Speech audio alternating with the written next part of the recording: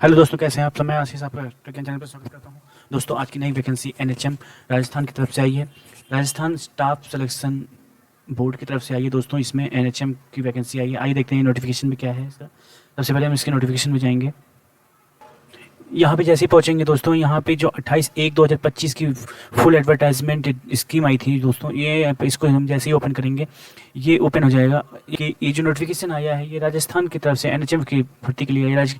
राजस्थान कर्मचारी चयन बोर्ड जयपुर में आई है। यहाँ पे दोस्तों जो वैकेंसी आई है वो हम सीधे फार्मासिस्ट वाले पे चलते हैं। यहाँ पे देखिए 7वें नंबर पे संविदा फार्मी सहायता मतलब कॉन्ट्रेक्चुअल फार्मा असिस्टेंट के लिए टोटल जो वैकेंसी आई है वो 499, लगभग 500 वैकेंसी आई है। दोस्तों, इतनी बड़ी वैकेंसी बहुत कम देखने को मिलती है, तो आप लोग इसको भरिए जल्दी से जल्दी और इसका फ़ायदा उठाइए। दोस्तों, इसकी योग्यता होनी चाहिए वो बी फार्मा डी फार्मा होना चाहिए और साथ में राजस्थान से इसमें आपका रजिस्ट्रेशन होना चाहिए। आइए देखते हैं इसका सिलेबस क्या है। का स्कीम होगी दोस्तों, परीक्षा की स्कीम आप यहाँ देख सकते हैं। परीक्षा की स्कीम में प्रश्न पत्र में बहु करके प्रश्न पूछे जाएंगे। परीक्षा का समय 2 घंटा 30 मिनट में 2.5 घंटे का होगा, 150 मिनट का। प्रश्न पत्रों की संख्या की 150 रहेंगी। ठीक है, प्रत्येक प्रश्न 3 अंकों का होगा। गलत होने पर -1 काट दिया जाएगा। ठीक है, जैसे यहाँ पे आएगी, यहाँ पे देखते हैं कई पार्ट में दिया हुआ है। फर्स्ट पार्ट है आपका general knowledge and general science and current affairs. इसमें ये 45 अंक का होगा दोस्तों। ठीक है, ये टोटल 45 मार्क का होगा। पूरा जो पेपर होगा वो आपका 450 मार्क्स का होगा, 450 मार्क्स का होगा, जिसमें से 45 मार्क्स आपका जनरल नॉलेज ले जाएगा। बी पार्ट आता है जनरल इंग्लिश और हिंदी। ये 45 मार्क्स का होगा। 45 मार्क्स में इसमें हम tense, rearranging of jumble systems, narrations, direct indirect से बोलते हैं हम। ठीक है, मॉडल्स, आर्टिकल्स, ये सब आता है सब कुछ। ठीक है, उसके बाद हिंदी में आता है दिए गए शब्दों में संधि एवं शब्दों का संधि विच्छेद करना, उपसर्ग, प्रत्यय, समास। ठीक है, शब्द युग्म, अर्थ, पर्यायवाची, शुद्ध अशुद्ध, वाक्य वर्तनी, वाक्यांश के लिए उपयुक्त शब्द, मुहावरे, लकोतियाँ, ये सब देख सकते हैं दोस्तों। इससे हुआ होगा। तीसरे पार्ट में जो आएगा वो भी 45 नंबर का होगा। नॉलेज ऑफ कंप्यूटर, इसमें कंप्यूटर से रिलेटेड क्वेश्चन आपसे पूछे जाएंगे। ठीक है, बेसिक क्वेश्चन पूछे जाते हैं, बहुत ज़्यादा टफ नहीं पूछा जाता है।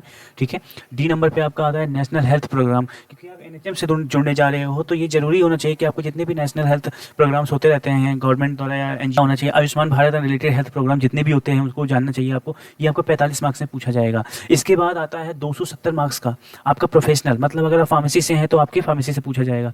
ठीक है, तो टॉपिक रिलेटेड प्रोफेशनल क्वालिफिकेशन क्या हो सकता है। फार्मास्यूटिक्स में क्या पूछा जाएगा, introduction of different dosage form, metrology, packing of pharmaceutical, size separation, mixing, homogenization।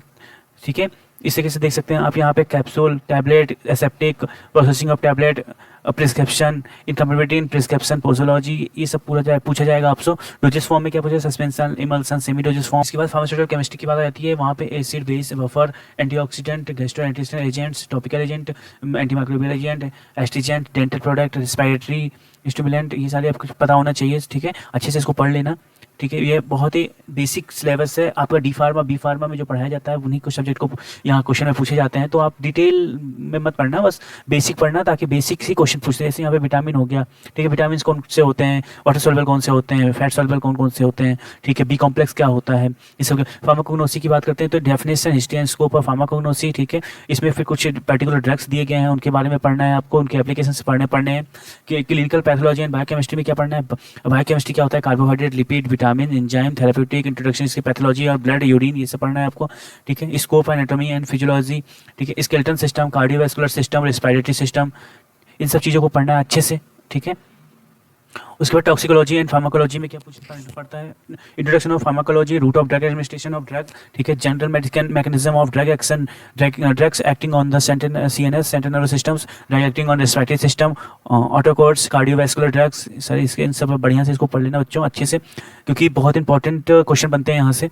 ठीक है, जूरिस्प्रूडेंस में आप देख सकते हैं origin, nature of pharmaceutical acts पढ़ लेना। Drug store and business management में पार्ट पढ़ सकते हैं। ठीक है, हॉस्पिटल के बारे में पढ़ेंगे अच्छे से हम इसको, और इस तरीके से हम पूरा पढ़ेंगे। ठीक है, और अपना यहाँ पे जाके सब्जेक्ट खत्म होता है। तो ऐसे ही